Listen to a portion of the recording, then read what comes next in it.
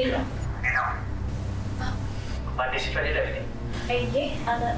Bufata xiyyaara irraa isinii bilbile. Tole maal ture? Sababii haala qilleensaatii fi balalliin guyyaa boruu qabeera. Maal? Maal jechuudha? Haalli qilleensaa sirrii waan hin taaneef guyyaa balalliin hin taanu si beeksisa. Kun tasumaa ta'uu danda'u.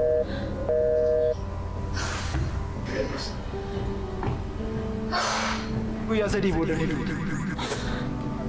Guyyaa sadii boodanii duutu. Yaa Rabbii. Maal qorumsi kun?